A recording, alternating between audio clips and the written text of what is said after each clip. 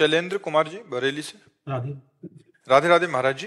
महाराज जी, मुझे ये जानना है कि कर्म और भाग्य में क्या रिश्ता है। जब हम किसी चीज पूर्व एक एक शब्द का उत्तर लो तो अच्छा रहेगा। भाग्य कहते हैं पूर्व में जो किए हुए कर्म है, उन कर्मों से जो कुछ कर्म निकाल करके शुभ और अशुभ, सुख और दुख देने वाले इस शरीर की रचना हुई, उसे भाग्य कहते हैं। अब जो हमसे नए कर्म होते हैं उनको कर्म कहा जाता है। कर्म और भाग्य में अंतर है। पूर्व के किए हुए कर्मों के परिणाम स्वरूप जो मुझे देह मिली, ये भाग्य से मिली है। अब जो हमसे होगा क्रिया, उसे कर्म कहते हैं। उन कर्मों में दो विभाग हैं, पाप कर्म और पुण्य कर्म। अगर हम पुण्य कर्म करते हैं तो सुख मिलेगा, पाप कर्म करते हैं तो दुख मिलेगा। आगे अभी नहीं, अभी तो भाग्य का चलेगा चक्र। अगर हम भजन करते हैं तो भाग्य को रोक कर यहीं मिटा करके भगवत प्राप्ति कर लेते हैं। समझ पा रहे हो महाराज जी? जब हम किसी चीज को पाने का संपूर्ण प्रयास करते हैं परंतु सफलता नहीं मिलती, तब दुकान में जाके 1 करोड़ के हीरे का हार लोगे, समय पर पैसा है 1 लाख रुपया। ऐसे ही यहाँ जो तुम्हें चाह है उसके अनुसार से तप करो, उतना भजन करो, उतना पुण्य करो, तब आपको प्राप्त होगा। ऐसे थोड़ी प्राप्त होगा। एक पापी आदमी बहुत धनी दिखाई दे रहा, बहुत सुख सुविधा दे, वो पूर्व का पुण्य आत्मा है, उसने पुण्य किया है। अब वर्तमान में उसकी खेती पाप की है, पूर्व का पुण्य है, इसलिए खूब सफल है। और जिस समय पूर्व का पुण्य खत्म हो जाएगा उस समय उसकी विध्वंस हो जाएगा, पतन हो जाएगा, उसका नाश हो जाएगा। समझ पा रहे हो जी? डॉक्टर गौरी जी छत्तीसगढ़ से। महाराज जी, मैं एक मनोवैज्ञानिक हूँ, डॉक्टर हूँ। मैं मन का विषय पढ़ाती हूँ एवं उस पर शोध करती हूँ। पिछले सालों से मैंने मानसिक दिव्यांग बच्चों की सेवा में अपना मन लगाया। मुझे लगता है ईश्वर ने मुझे चुना है। लोग कहते हैं ये प्रारब्ध है। तुम जो महाराज जी कहना चाहते हैं कि लोग कहते हैं कि तू महापापी है, तब तेरे कोई ऐसियों की सेवा का मौका मिला है। तो महाराज जी कहना चाहते हैं कि ये तो मेरा प्रारब्ध है या महापाप कोई मेरे द्वारा बना है? भगवान ने ये कृपा की है आपको ऐसे लोगों की सेवा में तत्पर करने के लिए। आप उनको ऐसे वाक्य बोलिए जिनसे उनकी निगेटिव सोच खत्म हो। आप उनको ऐसा प्रोत्साहन कीजिए जिससे उनकी सकारात्मक वृत्ति बढ़े, उनका उत्साह बढ़े।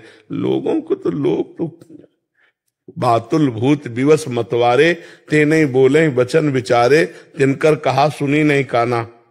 इनकी बातें कान से नहीं सुनी जाती। जो मूढ़मती हैं, जो उद्दंड पुरुष हैं, कुछ भी बोल सकते हैं, किसी को भी बोल सकते हैं। अपने को देखना है कि भगवान ने मुझे चुना, मुझे ये सेवा दी। अब मैं मनोयोग से वैसे ही सेवा करूंगी जैसे अपने बेटे की, जैसे अपनी बेटी की, जैसे अपने पिता की। जिस अधिकार के, जिस अवस्था का आपके सामने मरीज आता है, उससे वही भाव रख करके वैसे ही प्यार से उसको इतना सुदृढ़ कीजिए कि वो जिस स्थिति से गिर रहा है उस स्थिति से ऊपर उठे। वचनों में बहुत बल होता है। कोई एक आदमी डूब रहा हो, आप उसे को अब तो तू मरे, तो कितना भी हो उत्साहहीन हो जाएगा। और डूब रहा है, निकल गए तो उसको उत्साह मिलेगा, वो आगे बढ़ जाएगा। जब कर्ण अर्जुन से युद्ध करने के लिए, तो भगवान अर्जुन के सारथी थे, कर्ण के सल्व सारथी थे। तो उनको ये युधिष्ठिर के मामा थे, दुर्योधन ने अपने पक्ष में कर लिया था। तो उनको भगवान ने केवल आज्ञा एक दी थी कि तुम कर्ण के उत्साह को नष्ट करते रहना, बस। जहां वो अर्जुन की तरफ बढ़ता था, कहते तुम अर्जुन के सामने क्या हो कर्ण, ऐसा गांडीव धनुषधारी अर्जुन। जहां उसकी बड़ाई करते तो सहम जाता कर्ण।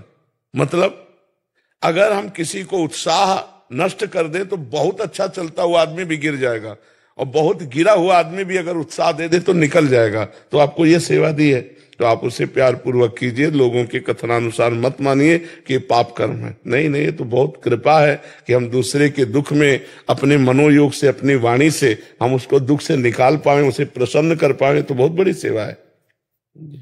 वीरेंद्र सिंह जी करनाल से। महाराज जी, कुछ जगह काम में जहां हम कार्यरत हैं वहां दोष दर्शन बड़ा जोर का होता है। महाराज जी, नाम छूटता है उसकी वजह से। बार बार मन और संग वहीं गिराता है।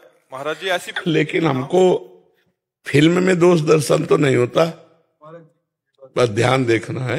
जैसे फिल्म में मारा जा रहा है, कत्ल हो रहा है, तो हम मनोरंजन करते हैं कि ये एक फिल्म है। हमने पहले दिमाग में बैठा लिया है कि एक ये फिल्म है, एक झूठा नाटक है। हम केवल देख रहे हैं, वाह यार क्या खलनायक है, क्या हीरो है। हम वो मनोरंजन कर, ऐसे ही पहले दिमाग में बैठा लो, जगत एक फिल्म है। इसमें खलनायक भी है, इसमें हीरो भी है, इसमें पॉजिटिव भी है, इसमें नकारात्मक भी है। तो हमको इसे फिल्मवत देखना, जगन नाटक वैभवा।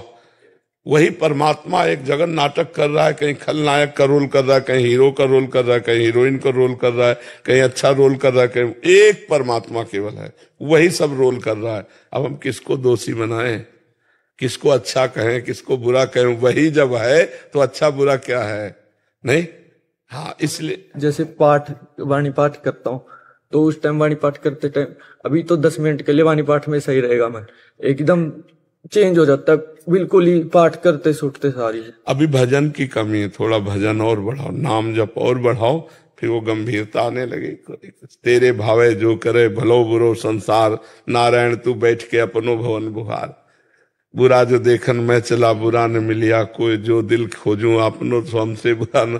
तो ये परमार्थ है, ये अध्यात्म है, इसमें दूसरों की तरफ नहीं देख। जी करण जी नागपुर से। श्री हरिवंश महाराज जी। श्री हरिवंश महाराज जी, महाराज जी जैसे हम आपसे मिलने के लिए प्रतीक्षा करना पड़ता है हमें, क्या वैसे ही निकुंज में श्री जी से मिलने के लिए भी करना पड़ता है? अरे जन्म जन्म प्रतीक्षा तो कर रहे हैं, और क्या कर रहे हैं? जब से तुम बिछुरे पी प्यारे, कबहु न पायो चैन, दरस बिन दूखन लागे नैन। प्रतीक्षा ही तो कर रहे हैं हम, उनको पुकार रहे हैं, उनकी प्रतीक्षा कर रहे हैं, उनकी बाट जो रहे। अब वो जब कृपा करेंगे तब मिलेंगे, और जब मिलेंगे तो निहाल कर देंगे, इसी आशा से। जैसे मान लो आप खड़े हैं, सर्दी का समय, बैठने की व्यवस्था भी नहीं, बाहर खड़े, लेकिन आपको इंतजार है कि कुछ मिनटों बाद जो हम लालसा लेकर आए, हम सम्मुख बैठेंगे, हम बात करेंगे, हम निहाल हो जाएंगे। तो वो लालसा आपको कष्ट नहीं लग रहा, खड़ा होना कष्ट नहीं लग रहा। ऐसे ही जब हमारी लालसा भगवान की प्राप्ति की होती है तो कोई गाली देता है, कोई अपमान करता है, कोई प्रणाम करता है, कभी भूखे रहना पड़ता है, कभी छके हैं, हर परिस्थिति सह लेते हैं, क्योंकि मुझे प्रभु से मिलना है। इंतजार तो करना ही पड़ता है, लेकिन निकुंज में नहीं, इस भूतल पर। निकुंज में तो वही जा सकता है जो इंतजार खत्म हो चुका है। हाँ, जैसे अब यहाँ आ गए तो अब यहाँ इंतजार थोड़ी करना है। हाँ।